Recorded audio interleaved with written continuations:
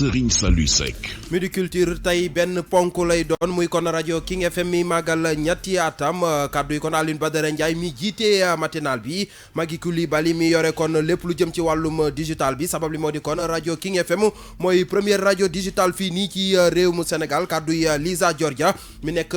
coordonnatrice bi lépp rajo waxtaanu yaatu itam di leen ko seq ak Alaaji Baye Cheikh Diallo mi nekk directeur général King FM ba ci Birane Ndour mi nekk kon directeur général groupe Futurs Médias nataal bi ak gan gi mooy buural Midi Culture ñu ñaanalante Kader Lo Abdoul Khader moo nekk ci machine bi. Midi Culture.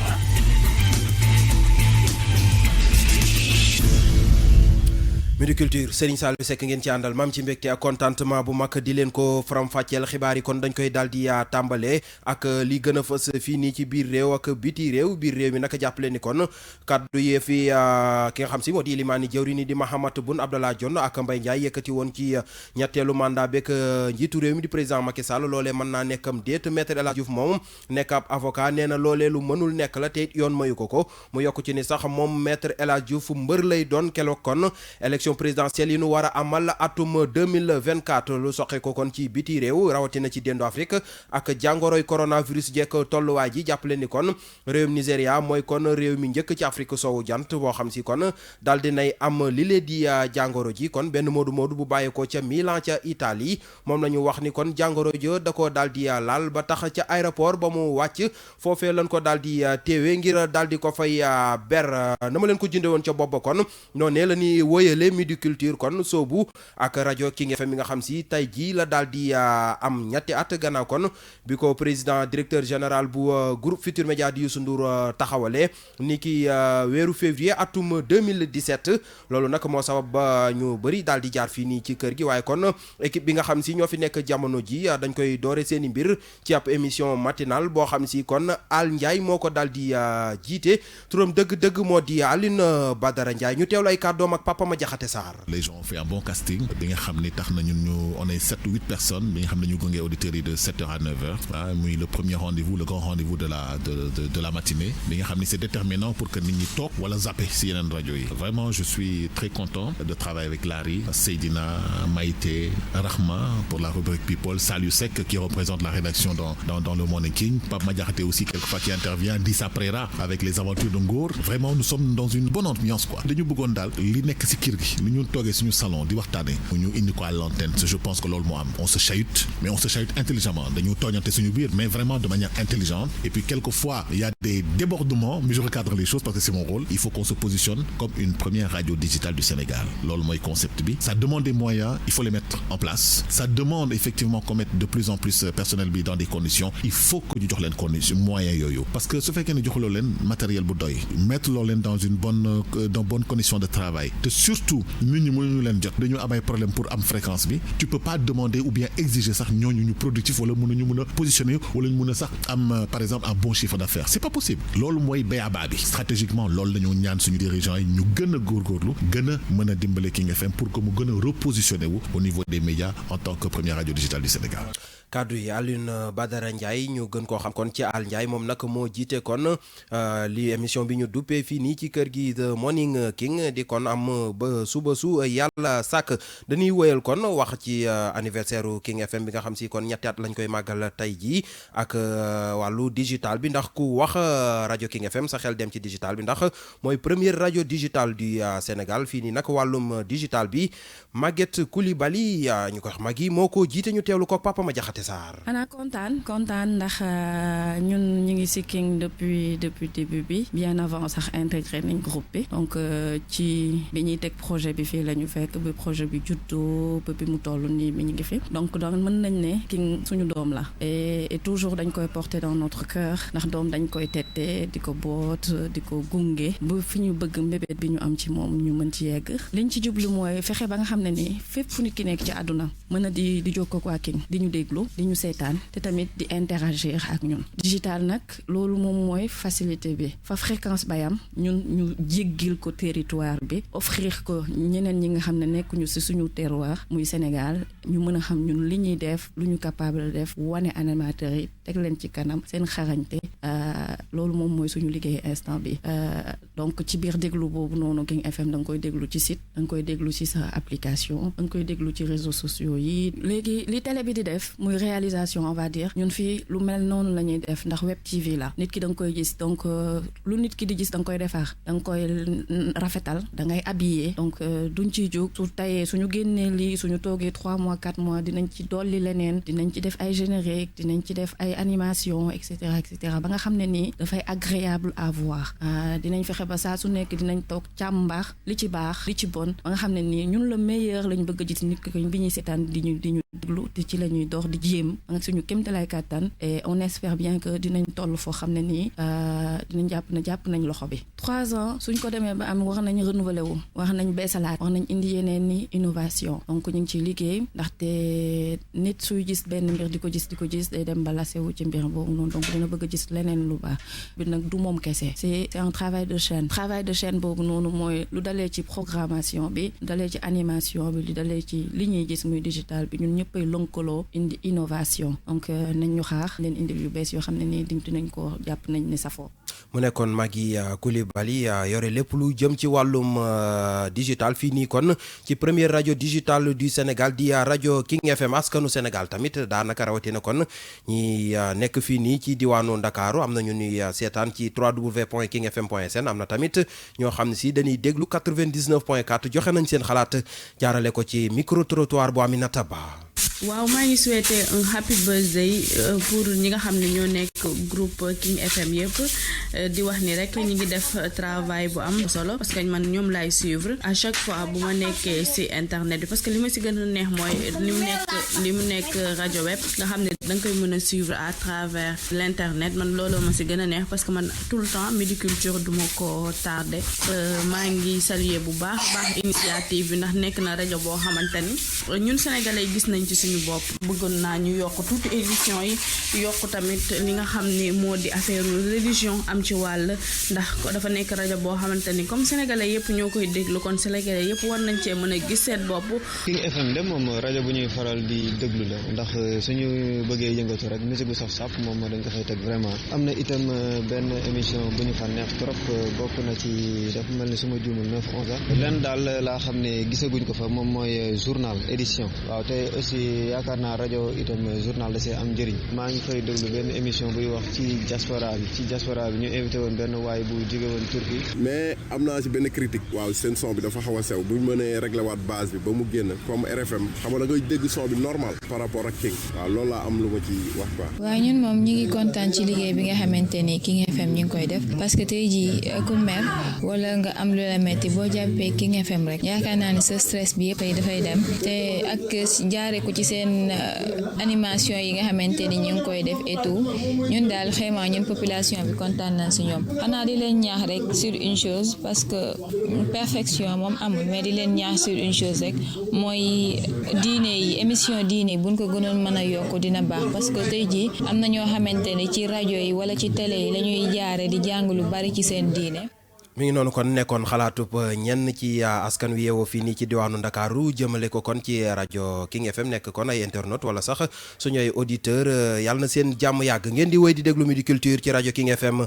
midi moo jot ba tegal juróom-ñeenti simili. King FM, première radio digitale du Sénégal. dañuy wéyal di wax ba tey ci pàcc bu yaatu bi nu jagleele rajo King FM kon ak ñetti at yu muy màggal tey jii bi la yoon nag dañuy wax kon ci képp ki nga xam si moo yore kon lépp lu jëm ci wàllum coordination fii nii ci rajo bi di Lisa Georgia moom it ay kàddoom a ngi nii dénk na ko Papa Madiakhate Sarr. waaw 3 ans on est encore un bébé ñu ngi doogee juddu te 3 ans yi sax buñ koy wax 3 ans bi bëri na parce que am na diir bu ñu toog boo xam ne dawuñu woon amuñu woon programme musique rek lañ doon doxal et tout ça là xanaa rek espérer rek ni ko Baye Cheikh waxee ñu jàppale ñu jox ñu ay jëmtuwaay yoo xam ne dina mën a tax ñu gën a avancer parce que tey jii nii gëm naa ni booy citer 5 rajo ci Sénégal te citer woo ci mënoo ci bañ a citer King FM bu fekkee ne itam sondage yi waree wuñ ko mais looloo am instant yi nii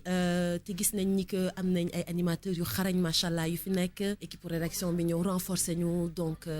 macha allah on espère que dina gën a yéeg rek ñu dem crescendo xam nga loolu yëpp li ko waral mooy ki ñu jiite ki ñu jiite dafa nekk nit koo xam ne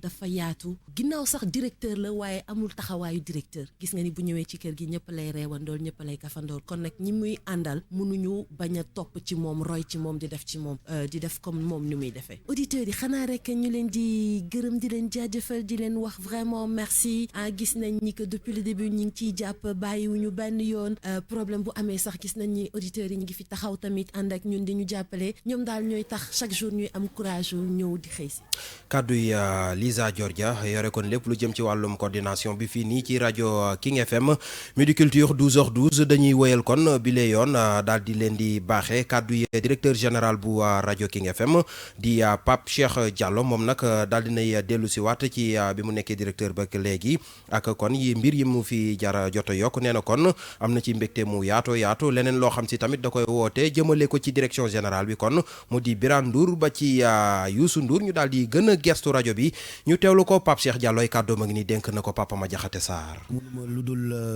kontaan parce que biñ ma ko dénkee def na léegi 1 an ou 2 ans quelque chose comme ça donc avant may ñëw y avait une autre équipe qui était là bi ñu ñëwee ñoom tamit ñu teg seen ay affaires man tamit bi ma ñëwee ma teg samay affaires def confiance ay journalistes ñoom di ça ñu créer rédaction di présenter ay informations comme rajo yu mag yi nekk généraliste j'ai fait appel à des animateurs qui ont beaucoup de talent ñoom tamit ñu ngi góorgóorlu bu baax donc depuis ñetti at yi ci diggante bi may ñëw ak léegi affaire baa ngi huilé et que am nañu programme bu riche boo xamante ni auditeurs yi nga xamante ni ñoo am habitude di déglu ñu ngi ciy gis seen bopp malgré que souvent day am ay couacs techniques mais yooyu yëpp bi ñu may doog a nommé j'avais demandé ça à la direction générale donc bu dee da ngay liggéey ak ay kilifa nga am ñu la jiite itam mënoo lu dul di sàkku pour ñu defaral la parce que balaa nga naan naam da nga fay ne bu ñu la dénkee jox la tout ce qu'il faut da ngay joxe résultat mais malheureusement le seul problème boo xamante ni peut-être am nañu ko mooy techniquement am na yoo xamante ni mataleeguñu ko mais terewul ñi fi nekk par amour et par passion ci rajo ñi ngi góorgóorlu que ce soit journaliste animateur ou technicien donc man je suis satisfait ci équipe yi nga xamante ni ñoom ñoo fi nekk di liggéey moo tax sama xel dafay dal c'est-à-dire je fatigue pas les gens personne me fatigue je travaille en toute liberté et je laisse tout le monde travailler en toute liberté et je sais que loolu itam am na solo parce que ñi ma fi nekkal c'est des artistes et que ñoom ñëpp ñu ngi dem ak passion bi ñu am ci rajo. Ma passion première c'est la radio man homme de radio là depuis que ma commencé sama carrière defe naa ce que je fais à la radio d'habitude j'ai une amie qui me dit tu fais mieux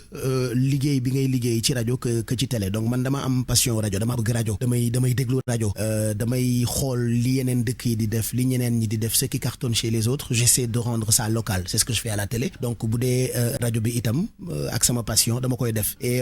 quand ñu dénk ma ñëw ak sama xalaat ak sama idée ne écoute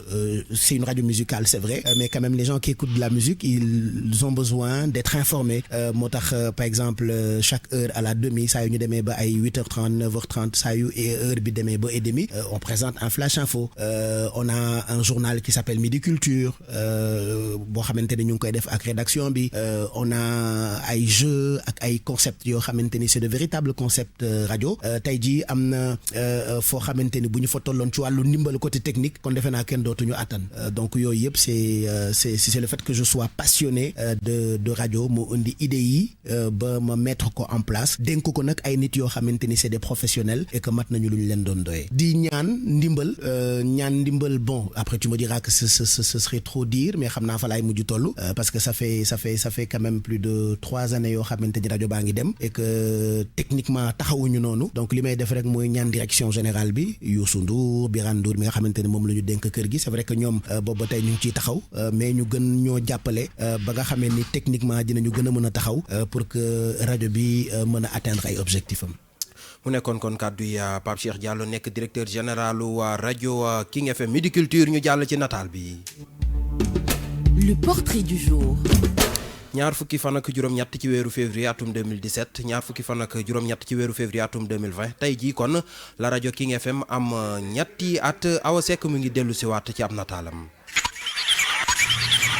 ñaar fukki fan ak juróom ñett ci weerum février atum 2017 ñaar fukki fan ak juróom ñett ci weerum février atum 2020 ñetti at ginnaaw bi ñu sosee King FM mu nekk première radio digitale du Sénégal ci teewaayu Youssou Ndour di PCA groupe Futur Média ak personnel bi yëpp ci loolee moom Youssou Ndour daal day tabb Boubacar Diallo nekkoon animateur ci groupe bi ci boobee jamono tànn ko mu jiite rajo bi ci lañu dooree liggéey bi ak ay ndaw yu xarañ ba yegg ci lool ci wàllum animation lu ci mel ni mbalax rap ak yeneen tax ñu bàkkee seen bopp King FM fort en musique ci noonee jamono di dox ba moom Boubacar Diallo daal dee delloo ndomba tànk yi ñu ko joxoon ci la njiitu groupe Futur Média bi daal dee jël rajo bi teg ko ci loxo Papi Fall mu nekk administrateur bi laataa ñuy def directeur bi Pape Cheikh Diallo mi nga xamante ni yàgg naa liggéey ak moom bi ñu ko falee mu andi ay coppite ci programme bi ndax bu ñu fàttali ko King FM musique kott la daan doxal ñu dem ba toftal si ay tënkub xabaar benn waxtu bu jot li ko dalee 7h30 jàpp 20h30 ci loolu ñu yokk ci midi culture di jotaay xibaar bu gën a mag ci rajo bi lu ci gën a fës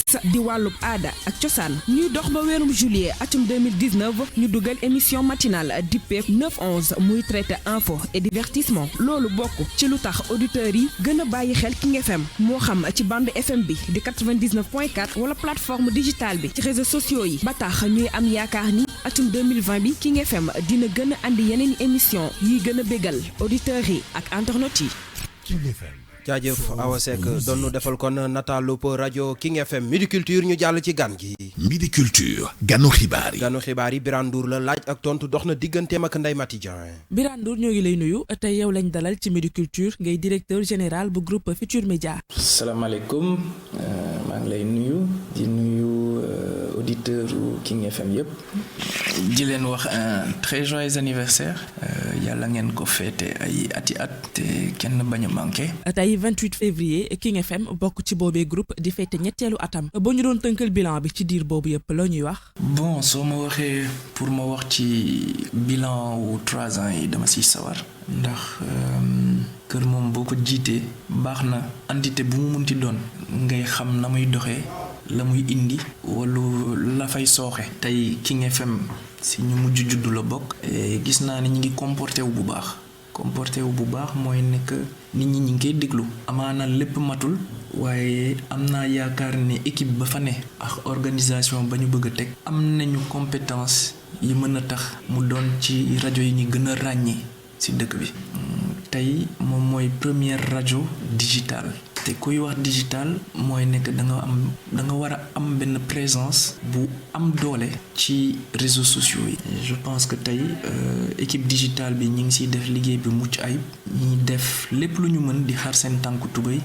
pour que loolu mën a nekk. donc am naa yaakaar ni fii ak xëy na at yii di ñëw suñu toppee cadence bii ñu nekk nii yàlla mën na def comme ni ma ko waxee sànq King FM nekk ci rajo yi ñuy gën a déglu ci réew mi. am naa yaakaar bi am naa gëm-gëm bi te jàpp naa ne ña ko jiite nekk fa ak équipe ba fa nekk nga xamante ne équipe bu xarañ la nekk ay jeunes qui en veulent suñu góorgóorloo yàlla mën na leen a dimbali ba ñu am ndam ci li ñuy def. ñëpp xam nañ ni King FM mooy rajo digital bi njëkk ci Sénégal waaye ndax mën nañu xaar fréquence rajo ci yeneen gox yi dul Ndakaaru. waaw je dis tey xam nga.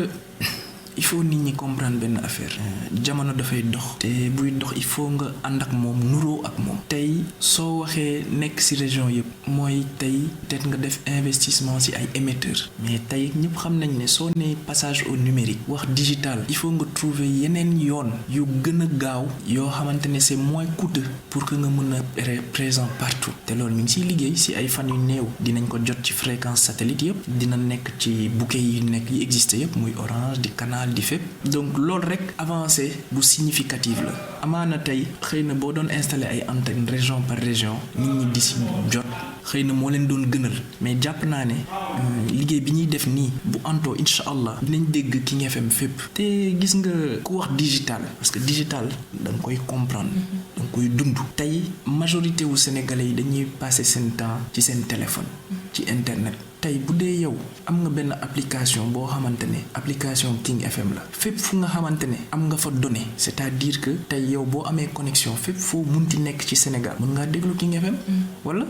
d'où la première radio digitale du Sénégal donc je ne pense pas que ce soit un frein au développement et à l'audience que peut drainer cette radio-là. li ma jàpp mooy ñun dañu ñëw positionné aussi digital il faut que ñu jox suñu bopp moyen yëpp ba nga xamante ne ci côté digital ak li mu ëmb yëpp. te loolu léegi on sera très ñoo présent. ko copier. Exactement donc looloo tax ma ne la jamono buy dox da ngay nduroog moom ànd ak moom sinon les gens dañ lay bàyyi ci ginnaaw donc nag tey pour man ñëw di investir par exemple ci ay émetteur ak yooyu ci rajo bu jeune nii bu bees te nga nekk yow digital c'est une radio digitale ça ne va pas de pair il faudrait que ñu gën a positionné wu ci li ñuy woote mooy digital bi et que nit ñi mën ñoo déglu fépp et je pense que tey 98% des Sénégalais ont un smartphone donc tey ñooñu ñëpp mën nañu bu ñu amee seen connexion déglu King FM parce que si loolu lañ jëma ay émetteurs yi ay yooyu yëpp ay ku muy télé comme rajo ñun ñëpp ci même enseigne bi lañ nar a nekk fa ngay dégloo RFM fa di nga fa mën a dégloo King FM donc jàpp naa ne daal li gën a metti ak man li may ñaax mooy que nit ñi proposer ay programme yoo xamante ne sénégalais yi dinañ ko bëgg di teg musique yoo xamante ne sénégalais yi dinañ ko bëgg parce que seen slogan mooy fort en musique je pense que tey foofu la différence bi war a nekk jàpp naa ne fii kër gi am na ay kàngam yi nga xamante ne buñ la tegalee tey programme rajo tegal la organisation bu dëgër dinañ am li ñu bëgg wala liñ ciy séntu yaakaar naa ne am ngeen directeur général boo xamante ne mi ngi liggéey ci loolu chaque jour mi ngi jéem a ut ay voies et moyens pour améliorer service am donc yal na leen ci yàlla jàppale ñun de toute façon en tant que direction générale on est là pour accompagner lépp lu ñu mën a def rek pour gën a dëgëral seen taxawaay dinañ ko def. bi ngeen falee kii di Pape Cheikh Diallo directeur yàgg na yàggul lan ngeen di xaar ci moom ak tamit ci personnel bi nekk King FM yëpp. waaw xam nga Futurs Médias dafa nekk kër boo xamante ne nit ñi dañuy bàyyi nit ñi ñu liggéey ak seen xel. kenn du joxe bopp rek ci làmmiñ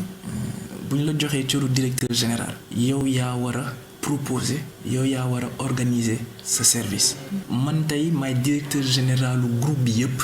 directeur opérationnel yëpp dañu war di wax ak man dañuy échanger ak man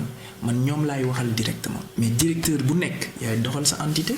après nga rendre compte donc tey li ñuy xaar ci directeur général bi au niveau de la rajo mooy li ñeneen directeurs généraux yi di def moom mooy teg na équipe am na organisation xam na ne que dafa am obligation de résultat parce que tey rajo li koy doxal ay nit la donc nit yooyu di ko doxal ku nekk war nañu xam lan lay indil entreprise bi en termes de performance donc je pense que tey moom xam na loolu yàgg na ci métier bi je pense que wóolu ko moo tax ñu teg ko foofu ñu ngi koy bàyyi mu doxal et puis on verra d'ici la fin de l'année dinañ defaat bilan xool fa rajo bi toll woon ak fi mu toll tey puis ñu évaluer. Birane Ndour ñoo ngi lay jaajëfal tey yow lañ dalaloon ci Midi Culture. jaajëf Ndeye Maty Dieng yow tamit ci gànnu ko Midi Culture bi nga doon dalal dañuy daal di jeexale kon jotaay bi wàllu musique tey nag ak anniversaire King FM bi sabab ñu andil leen jeeba ci woyam bi mu duppee Happy Birthday.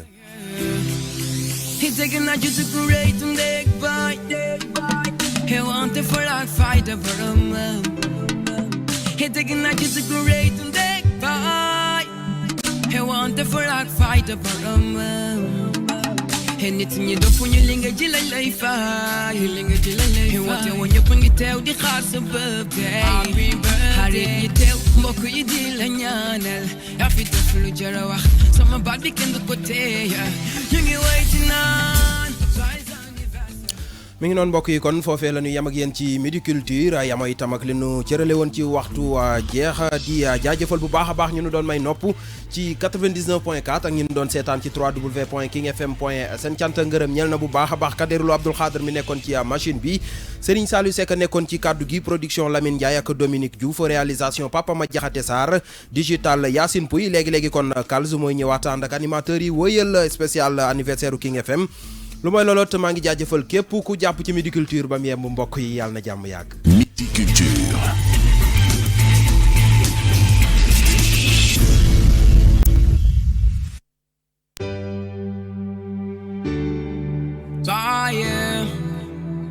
Happy birthday to you. Zaire. He's taking that you to great and big bite. He wanted for like fight for a man. He taking a kiss a great and they fight. He want the for a fight a program.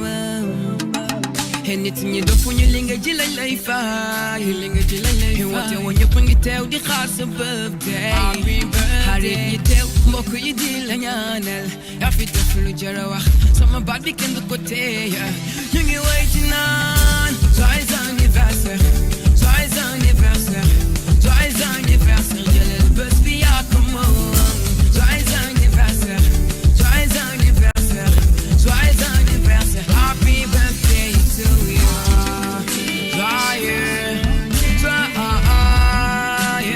Happy birthday to you.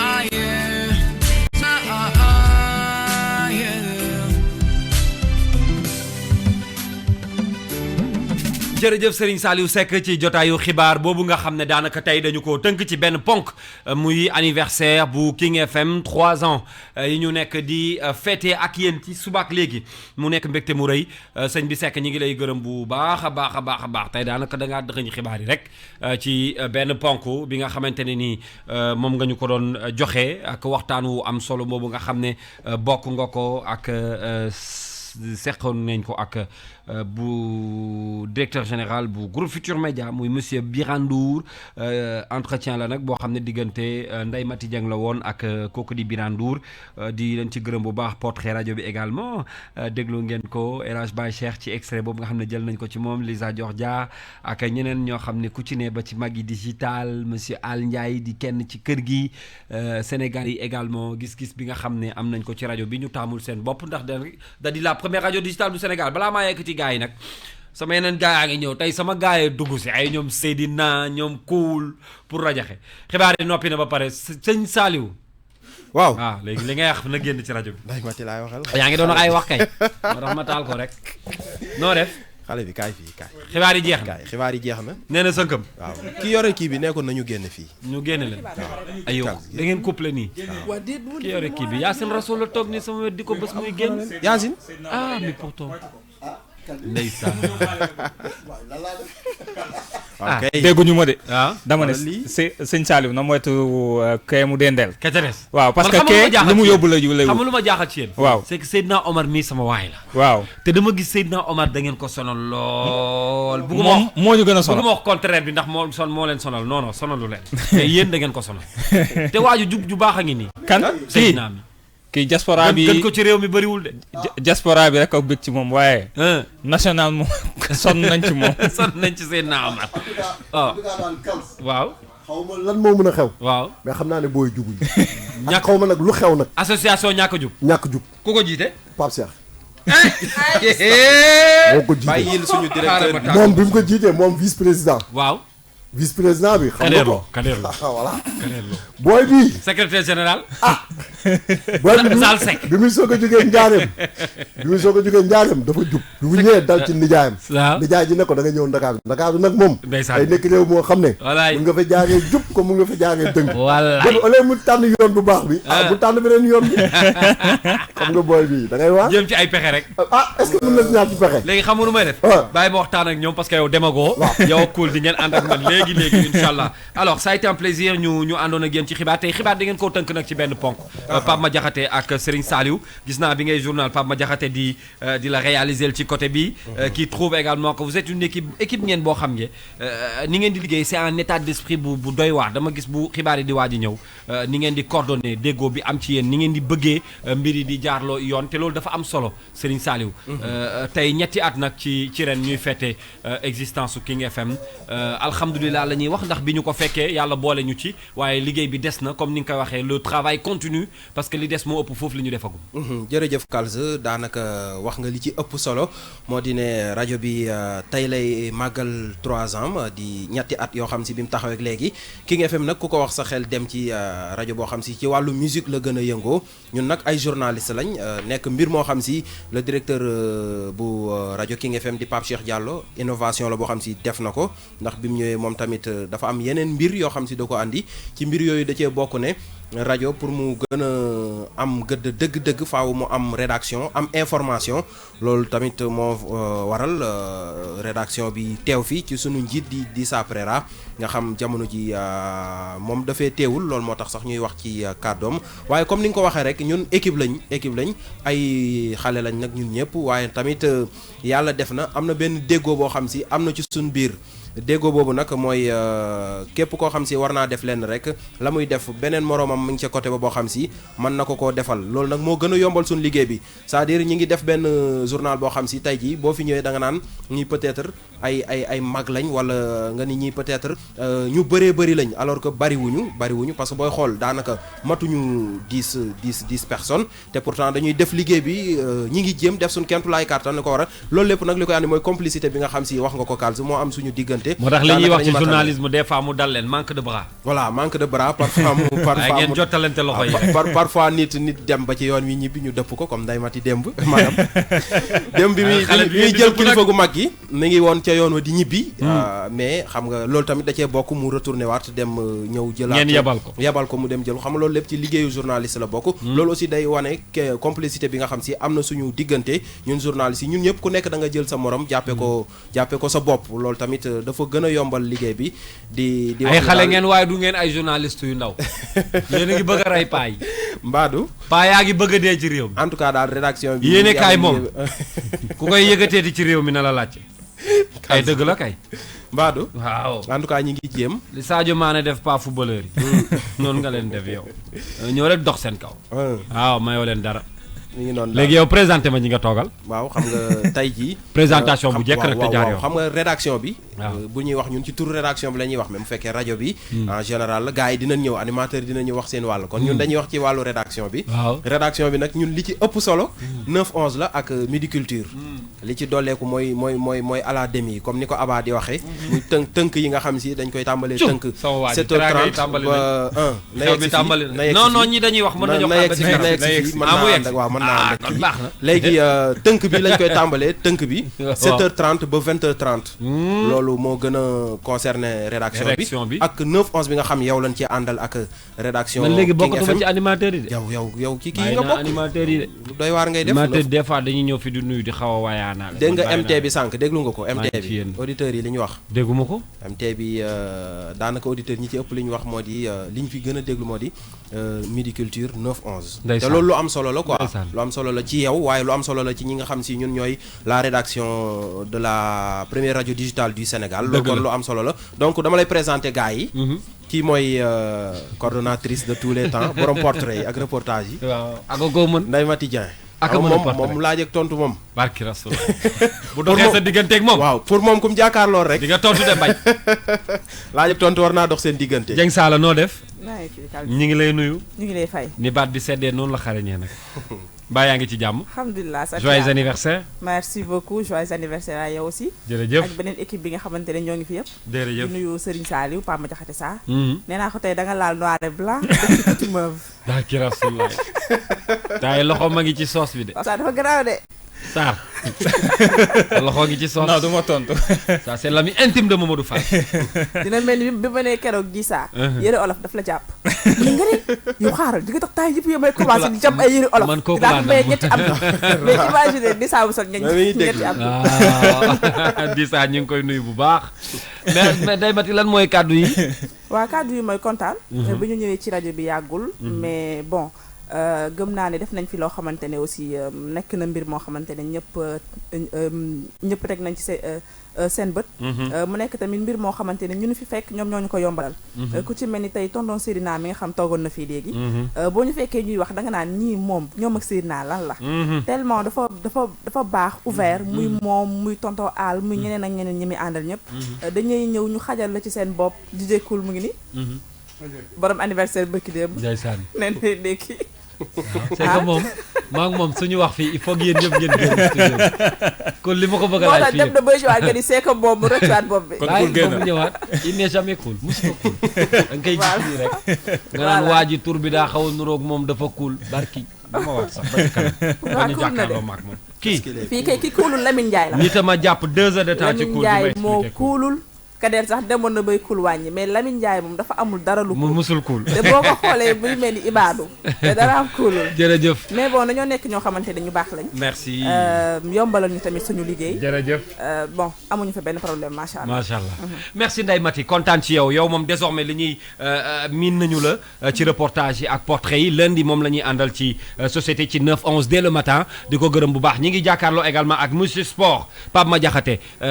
très déterminé ci liggéey bi moom it moo xam muy analyse moo xam ay reportage ba ci sax pàcc bi nga xam ne moom lañ ko dékk muy tàggat yaram bi Pape Madiakhaté ma nuyuwaat la rek et puis de te souhaiter un joyeux anniversaire ci 3 ans yi merci beaucoup am mbégte également retrouver la ci 9-11 spécial anniversaire bi nga xam ne moom la ñuy amal tey di souhaiter joyeux anniversaire ñëpp ñi nga xam ne ñoo nekk ci biir kër gi rawatina King FM bi ñu nekk di souhaiter joyeux anniversaire également équipe bi yëpp du ma limee damay juum souhaiter joyeux anniversaire également ñi ñuy déglu auditeurs yeeg internautes yi parce que après tout ñoom ñoo def suñu force ñoom ñooy xëy di ñu déglu di ñu bàyyi xel di ñu def ay suggestion di ñu wax def leen nii bu ngeen defee lii mooy gën bu ngeen defee nii dina gën di ñu encourager également ñu leen di souhaiter également joyeux anniversaire di ko bokk ak ñoom di ñaan yàlla rek fii ak déwén incha allah affaire yi yokk bu baax a baax a baax a baax ci bépp boor ndax loolu la ñuy ñaan yàlla ci liggéey bi également ci sunu bopp ñun ñi nga xam ne ñun ñooy amal liggéey bi. donc le travail continue. exactement histoire bi jeexagul ndax dinañ koy yeggale ci rajo King FM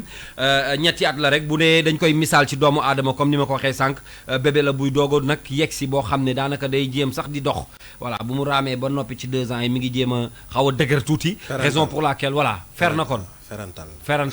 ak nga dégg ferantal yow gonek daara la kii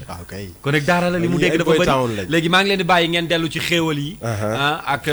yaay Lisa Dior Diam mi nga xam ne moo nekk ci liggéey bi après nag ñu doog a ñëwaat ci kanam tuuti di ngeen dellu soit parce que dañuy souffler gâteau bi après yéen ñëpp mais Kalza waaw maa ngi seen foofu Amady waaw Amady suñu waaj Amady ñëw na Amady ndeysaan nit ku baax moom it c'est un grand technicien dégg naa seen xarit la yéen ñëpp suñu xarit la moom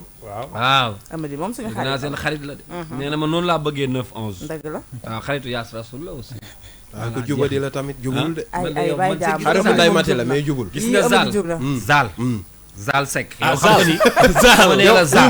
Kalza yow boo waxee Zal rek na wax lu waaw xam nga loolu sax kon ma yem foofu yamal foofu xam nga yamal foofu waaw bu ma nee Serigne Saliou yu baax yaa ngi ñëw waaye bu ma nee la Zal rek ma tool samay wax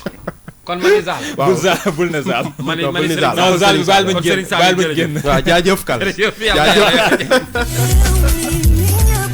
ay te dinañ ànd léegi ak DJ Cool ak Seydina Omar les autres animateurs dans quelques instants def ndam yéen a ngi ànd ak ñun ci la première radio digitale du Sénégal. Vous avez vu li nga xam ne tàmbali nañ ko ci subaak léegi 3 ans ça se fête ci rajo bu toll ni King FM nekk ci groupe bu ñuy wax groupe Futur Média ñu am mbégte bu rëy ànd ak yéen tous les animateurs après passage Aba mi ñu àndaloon ci subaak léegi naka noonu la rédaction bu King FM Larry Samb également jaar na fi ak yéen fi mu nekk nag dama jàkkaarloog sama ñaari ndaanaan yoo xam ne ci rajo c'est un plaisir di leen déglu ndax liggéey bi nga xam ne ñu ngi koy def kenn ki di Seydina Omar dafa yàgg ci nopp sénégalais yi yàgg ci li nga xam ne ci lay yëngu et puis spécialisé wu ci xam nga mbir mën nga cee nekk doo xam fooy teg sa tànk waaye boo ci nekkee ba pare xam fi ngay teg sa tànk li gën a jafe ci métier bu mel ni média mooy nga spécialisé wu ci benn mbir bu ñuy wax wàllu voyance bu ñuy wax wàllu diaspora tey ci Sénégal mënuñoo lim wala sax bu ñuy tàmbali wala ci yow la ñuy tàmbalee ci yow la ñuy arrêté ndax li nga ci def rawatina allo diaspora bi nga ñuy proposé yow tu es l'ami des Sénégalais de l'extérieur yow yaay xaritu ñu ne bitim réew non seulement ni nga koy dundee ak ñoom bés bu ne rawatina nag bu ñu xëyee matinal bi ànd ak yow ci lépp lu jëm ci wàllu voyance ak horoscope d'une manière vraiment très professionnelle bu ko ñëpp sax amee fit di ko reprendre aujourd'hui je peux dire que c'est grâce à toi te loolu il faut le dire tey boo bokkee ci équipe bi nga xam ne moom mooy équipe bu King FM bi da di mbégte ci ñun ñëpp keneen ki nag il s'appelle DJ Cool moom ne boo ko déggee rek nga xam ni c'est un animateur grâce à sa belle voix radiophonique bi nga xam ne moom la am il a ce qu'on appelle une présence vocale ci rajo bu waxee nga xam ni c'est un homme de radio man dama koy faral di déglu de souvent ci ngoon gi bokk na ci animateur rarement yi nga xam ne damay sàcc des fois bu ma nekkee gàlle di ko déglu il m'inspire beaucoup grâce à sa sélection yi nga xam ne yi muy def ci wàllu musique loolu il faut être un professionnel am oreille musicale bu doy waar parce que animateur dégg def cee baax te macha allah suñu borom may na ko nopp bi bu tegee rek nga xam ne animateur la moom nag forontuwul mbir mi ni ko xale yi di waxee daf ko ma pat voilà boo ko xoolee jaar-jaaram bërki démb bi xale yi di ko wili pande ci anniversaire am bi ci laa ci gis xeetu photo yoo xam ne sama xol bi dafa sedd nga xam ne nit ki luñ ko waxal tey rek da ko mérité parce que quand même topp na yoon bi grâce à li nga xam ne mooy gëm-gëm bi ak passion bi nekk ci moom muy DJ Cool tey nag ma am mbégte partage ak ñoom ci 3 ans yi nga xam ne ñu ngi koy séddoo ci King FM xaw ma sax fu may tàmbalee parce que yéen ñaar ñëpp samay waay ngeen man moom bàyyi ma jox wala ma xool ki ci gën a cool waa bàyyi na cool bi def ma tànn ki ci gën a cool est-ce que doo ko jël moom est-ce que du ma def nii xam naa ne yow sa xol nii la def ku ci gën a cool sa xol nii la def mais je sais qu'il n'est pas cool kon commence xale du wax ci kanamu mag xale du njëkk wax mag nuyu nañ la mag leen di fay am mbégte bul yaa ànd ak yéen waaw daanaka jotaay bi moom mbégte kese la parce que ku ci nekk ay boromu xol yu rafet la suñu borom nag boole leen ci benn rajo bu ñuy wax King FM di jëkkul déjà tàmbalee ci yow nuyu la féliciter la ba pare souhaiter la un joyeux anniversaire. Merci beaucoup Kalza maa ngi lay fay di nuyu Seydina Omar di nuyu également toute l'équipe de la 99.4 comme ni ko gars yi xamee rek mu di première chaîne bu radio musicale et digitale du Sénégal il faut impérativement que ñun ñu koy bamtoo ko bamtuwaat parce que ñëpp dañu commencé di def ni ñun donc il faut ñu leen di fàttali ni première radio digitale bi fii la alors dama ne woon sax bu ma dugg see fekk ngeen nekk ci dama koy def wari saaneex mi wax naan law la cat subaa na ma laamin ma jali King FM ba muy ñetta alors donc là ñu ngi ci suñu 3 ans d'existence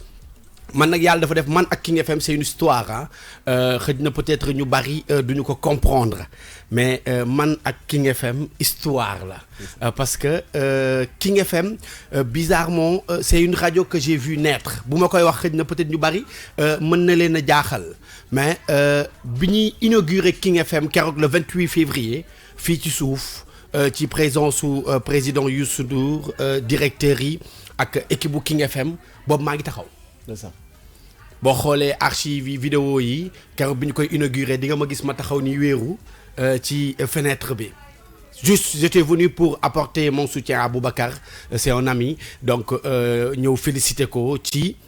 le fait que mu nekk tey on peut dire premier animateur bi nga xamante ne am nañ ci moom confiance dénk ko direction wu rajo c'est-à-dire ñoom suñu ay idole lañu c'est-à-dire suñu gisee tey par exemple ñu siqi benn jéego ñu gis loo xamante ne challenge la ñun tam dañ ci ça def ñu inspiré loolu moom moo tax bi loolu amee ma ñëw ne Boubacar moom wax dëgg neex yàlla mënut a am honneur bu toll noonu te du ma ñëw maanaam félicité ko li yàlla di def avant King FM di fêter 1 an am man ñegg si naa ci kër gi te bi ñu koy inauguré maa ngi taxaw boobu maa ngi ci beneen rajo avant ñuy fêter King FM keroog bi ñuy taxaw place du souvenir ak Fally Poupa maa ngi woon ci kaw scène bi te bi ñu koy inauguré man maa ngi taxaw bokk gu ma woon ci équipe bi alors donc man ak King FM c'est une histoire yàlla def nag aussi itam waaw mi ngi noonu bi ma ñëwee itam wax dëgg neex yàlla gars yi am benn confiance bu énorme à ma modeste personne donc ce n'était pas évident pour que peut-être animateur xëy na bu bàyyeekoo dans une radio communautaire atterrir ci groupe bu toll ni groupe Futur Média ñëw ci maanaam nouvellement ci radio digitale c'est-à-dire nga ñëw rek ñu am ci yow benn confiance bi ce n'était pas évident donc bi ñu ñëwee ñun tam bon dawuñu ci dara ak amour bi ñu am ci li ñuy def bi ñu ñëwee ñu joxe li nekk ci ñun waaye bi nga yegsee yàqoo ci dara de waaw joxe li nekk ci ñun rek bi nga yegsee yàqoo ci dara xam nga mooy li nga wax léegi mbir boo koy def bëgg ko je pense da nga ciy boole yu bari mooy doo ci tàyyi saa su ne da ngay nekk ku fin prêt pour maanaam exercer donc loolu moom mooy li nekk ci ñun pour ne pas monopoliser la parole donc ma bàyyi Seydina Omar ma delloo kàddu gi Seydina Omar mais juste rek pour rappeler historique bi wane ni man ak King FM c'est une histoire man King FM xëy na bi ñu koy nas fekkeewuma ko waaye yàlla dafa dogal man bi ma ñëwee King FM dafa bokk ci man c'est-à-dire loolu la yàlla def keroog maa ngi koy wax ci sama jour anniversaire bi ma ñëwee ndeysaan ñoom Georgia ma chérie ñoom ñoo ma accueillir parce que maa ngi fi ñëw 8 mars fekk leen ñu def seen plateau wu journée mondiale de la femme ma yegg si fekk ñoom ñëpp ñu toog jour boobu laa njëkk a wax ci King FM donc 8 mars bii nii ñuy dugg nii je pense que ci laay def 2 ans King FM yow macha allah man de lenn rek laa ci bëgg a yokk gis nga Cool mooy nit koo xam ne woo ko 3 heures du matin ne ko Cool jàppale ma suba dama am cool foog nga ñëw teel ma antenne bi telle heure uy ma waaw la ciy tagal Cool musuma ko woo ba mu ne ma non wala ba mu ne ma dafa am lii ak lii xam nga ni mooy nit koo xam ne toog na fi ay weer di fi liggéey du lundi au lundi te musu koo kaas du lundi au lundi instant yi nii moom benn jour rek la am muy vendredi te xam naa ni ba ma ko waxee démb sax pour mu ñëw xëy si tey jii nii war na ne mais kii sonal na ma mais nag dama lay remercier bu baax yow moom dama lay remercier au nom du directeur pour cette disponibilité parce que tu fais partie des rares personnes yoo xam ne à chaque fois où on a eu besoin de toi et qu'on t'a appelé t'as répondu présent loolu moom on tenait à te remercier par rapport à ça ñoo ko bokk foo ko mënti woo nag en dehors de ça c'est l'amour de ma vie. gis nga kon Cheikh Faye donc mën nga naani kaani. Cheikh Faye mën ngaa naani kaani. Cheikh Faye mii. waaw mën na naani kaani. non Cheikh jarutul dara. après ça dinaa la dee ay bagaasam. et non amour de ma vie. dañu bari. loo wax loolu la soxlawul. sama avis nu ko xar bu jigéen ñi waxee. waay Viviane. waaw yaa ngi wax lu calme maîtrise. gis nga. sama yëf la loolu sama yëf la maîtriser c'est normal oui yaa ngi dendee ku baax yow it mais waaye kenn gënu la waaw xam nga dañu ne wax sa baaxu morom yàqul dara ci sa boss Coupéoul FM waaw kooku c'est que xam nga Kalz oui c'est que man li tax ma am mbégte nekk fii ndeysaan ñii man ak ñoom du fii maanaam fii boolewuñu que mu nekk Cool que mu nekk yow moomu que mu nekk Georgia que mu nekk ñeneen ñëpp que mu nekk Pape Cheikh comme ci mun nekk maanaam fii boolewuñu dëgg la kon ñun bi ñu ñëwee fii ñun dañ ñëw continuité maanaam ñëwuñu pour recommencer on s'est pas cherché pour xam kan mooy kan parce que on se connaît déjà donc Cool je crois que man en 2002 bi ma nekkee Afia FM donc moom ak dërëm donc def naa ne comme li nga wax ne dafa mbapat te vraiment lii nii jomb ko te gëm naa ne dina am lu weesu lii dama am rek benn anecdote bi ma ko njëkkee dégg mu def bande annonce dama ko woo ma ne ko xaw ma kande mais yow moom ci les pays di nga ci bokk waaye parce que dama ko sentir dama ko sentir donc mu nekk loo xam ne mbégte la yow Kalz aw ma lu may wax ci yow parce que sam waay nga yow du ay question ay kii sam waay nga quoi sama nit nga yàlla daf ñu boole et puis Kalz suy wax ak man da ngay sentir ne kii daf la bëgg. waaw c'est de l'amour quoi man loolu. il a un grand cœur. non c'est affaire bu graaw la quoi. Kalz dañuy yàgg on s'est connu bi ñu nekkee RFM. bi mu ñëwee li mu njëkk a def mooy. daf ma jàppale ci li ma doon def. ndeysaan ma doon def une émission bu ñuy wax Allo Diaspora. maa defoon bande annonce moo def bande annonce bi. te xoolal li yàlla di def. ñu ñëwaat King FM. ma defaat bande annonce xanaa du maa bëgg ay bande annonce. maa la ko wax diggante woo ko sax nag. xam nga bëgg bande annonce ak mën bande annonce bokkul. absolument waaw moom dafa mën bande annonce. yow comme wax naa ak sànq bi ma la njëkkee dégg aussi pareil donc di am mbégte vraiment. di kontaan wax dëgg yàlla di nuyu sama équipe bi nga xam ne ñu ngi liggéey ak ñoom Maysa. daf may jàppale ci sama digital bi su may def sama émission Allo Diaspora. Dominique. daf may jàppale Lamine Ndiaye Kader yaa ngi dégg Yacine donc vraiment samay booy lañ xam nga nan lañ may tuddee caprice de grand frère. est-ce que tu sais que Cool booy lu ma neex laa leen def. ndeysaan booy lu ma neex laa leen def lu ma neex laa leen di wax. mais li ci gën a grave mooy lépp lu ma leen def dañ koy encaisser. ndeysaan que ça soit Kader que ça soit ñoom ñëpp quoi donc loolu dafa nekk loo xam ne. pour ñu liggéey pour mën a am ndam. day yomb absolument parce que amul intérêt amul jaay affaire amul dara quoi lépp dafay doog déroulé wu normalement comme ni mu war a demee donc dama vraiment mbégte la daal pour man tout à fait mbégte la vraiment mbégte la Kalz pour ñu ñëw fii nii quoi vraiment dama ci kontaan trop di ñaanal sama boy yi yàlla leen yàlla defal jàmm waaw ñu sama boy yi yàlla leen yàlla defal jàmm mais ba est-ce que xam nga ne diaspora amaguñu problème dañuy day affaire yi day doog a door waaw dafa mel ni nag parce que dégg naa yi ngay waajal yëpp waaw mais ngoon gi Sénégal kenn amatul feneen fooy déglu léegi. waaw xam nga. làng gi rek. xam nga. mais xamal lu ma namm nag sérieusement. grand bal. waaw gars yi non grand bizarrement c'est-à-dire xam naa ni ça va être très difficile parce que bu ñu bëggee par exemple tey di langue du lundi au jeudi tu n'as que le vendredi pour te reposer doo reposer wu parce que xam nga yow notre histoire avec les bandes annonces mooy loolu àjjuma da ngay ñëw fekk pléthore de génn di waxi feneen kër ga am dara t'as tout compris alors donc samedi maa ngi fi 10h 14h dimanche 10h 14h donc ba kañ la ñuy langue alors xanaa Mati Dieng ñu jëli ko ñu jëli Mati Dieng non mais foog ñu wut benn grand bal tamit suñu baali guddi yi doo ñu ko xañ mën nañu xëy rek xañ baalu guddi gi man de ab dof gu doppooral laa de loolu mënut a ne ñeme naa Seydina Omar bu paree diaspora ma grand bal ba fajar gi ñu julli tëdd loolu moom waaye nag xam nga lu may bañ ñaari xale ñu ñëw digital ko ba fajar waaw certes nag man moom doful liggéey laa c'est-à-dire loolu moom mooy suma passion c'est-à-dire je suis une machine à travail tant que maa ngi liggéey rek man je suis satisfait yow da ngay liggéey sa yaram di gën di tàng très bien man noonu laay dund kon est-ce que xam nga ne xam naa la man noonu laa mel c'est-à-dire aw ma jour donc du lundi au dimanche su ma xëyee maa ngi ci activité yi donc mooy loolu et je suis un animateur business man boo xamante ne déggal bu bees boobu waaw maa di ko wax maa ngi ci xam nga comédien bi léegi la fi jóge naan ma animateur comédien la man nag je suis un animateur businessman baa ngi di toog baana bu mag laa damay jaay yére di jaay daanu boo xàccee day dal di jaay parfum lépp lay jaay d'accord waaw donc léegi yéen xam nga demagu leen parce que yéen mënoo leen a ñàkk ci jotaay bi gâteau bee ngi ñëw léegi ñu def suñu ay yëf nag doog a jóg léegi ku ci nekk dama bëgg mu nettali ma benn affaire bu ndaw comme ni ma leen koy laajee depuis ce matin quelque chose peut-être qui t'a beaucoup marqué durant ce nekk biir King FM wala ci 3 ans yi lui il a rappelé tout à l'heure au début nekkagul woon King FM ñëw assister début bi ñuy inauguré et tout ça mais est-ce que mën nga ma nettali soit dara ci kenn fii ci kër gi wala mbir boo fi dund bu la marqué ci 3 ans yi bari na bu defar wax ji nag waxal rek non bari na c'est-à-dire bari na lu ma fi marqué pour dire vrai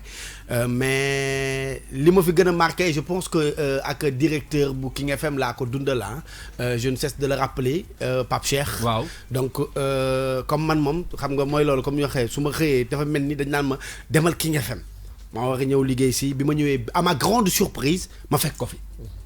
Pape Cheikh nga xamante ne moom pour dajek moom c'est tout un problème bi ma ñëwee ma fekk ko ci bureau bii mu toog moom kese kenn new fi ma ñëw ne ko wax alaaji loolu fi indi waxtu wi mu ne ma gis nga de ñëw rek toog fi ñu toog commencé waxtaan ba ci yàgg ñu jàll fële maag moom ko di waxtaan bi ñuy waxtaan nag vraiment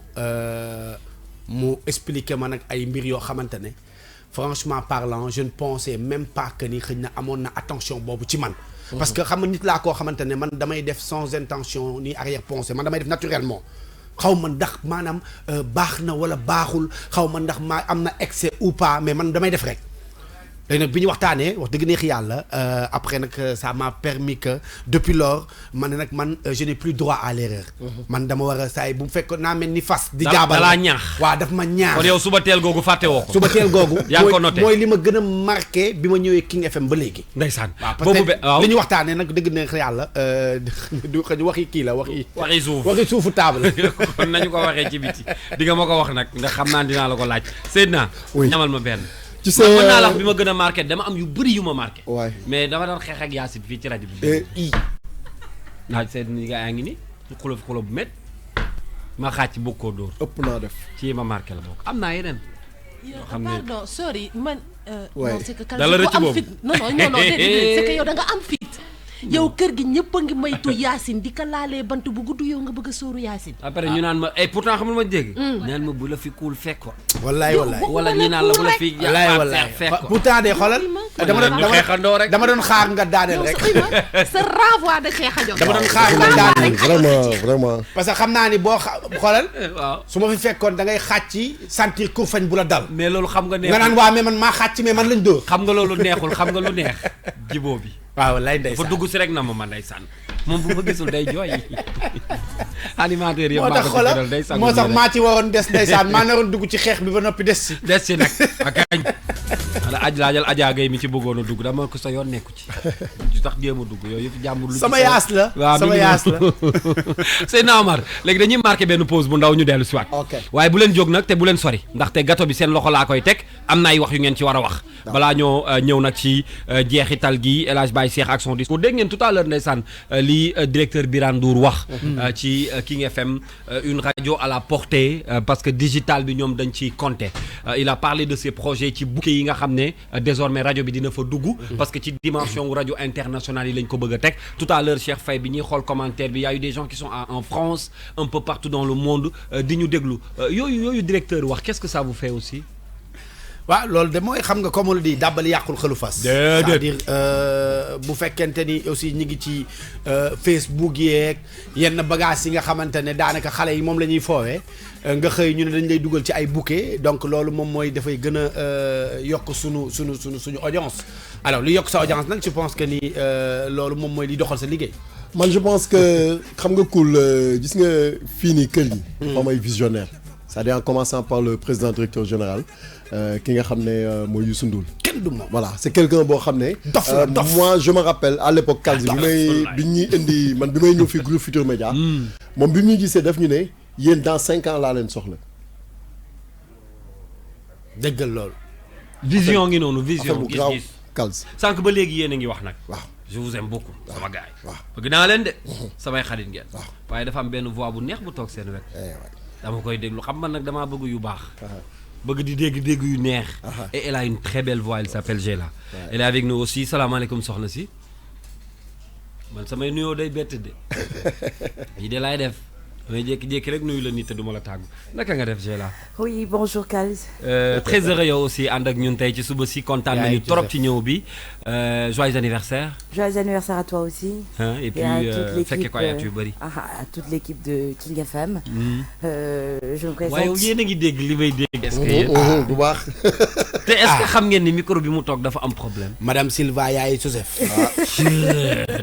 rajo daal dañ waxee nga xam ne wax na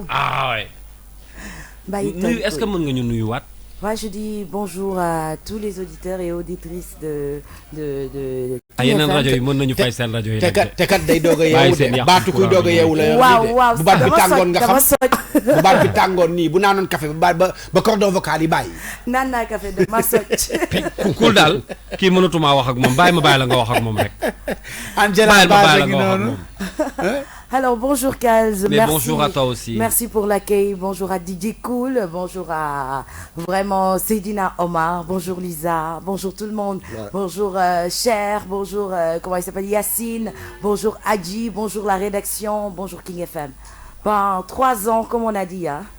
c'est quelque chose de merveilleux, surtout quand tu étais là depuis les 1 an. 1 an, 2 ans, 3 ans. Donc, je peux dire que depuis la radio est là,